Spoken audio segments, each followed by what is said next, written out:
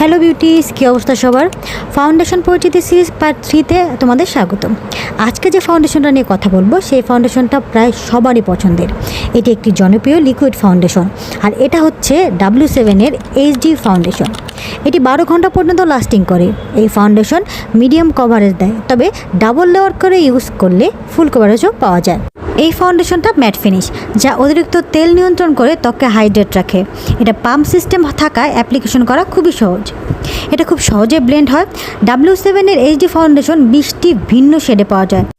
Light শেডের মধ্যে আছে porcelain, rose ivory, vanilla, medium shade, fresh beige, natural beige, sand beige, golden. আর dark শেডের মধ্যে আছে ইভাইলি tan, honey, caramel shade, 70% cocoa. এই ফাউন্ডেশনে থাকা niacinamide, sodium hyaluronic, vitamin E ও গ্লিসারিন ত্বকে উজ্জ্বল ও হাইড্রেট রাখে এবং ময়শ্চারাইজ করতে সাহায্য করে।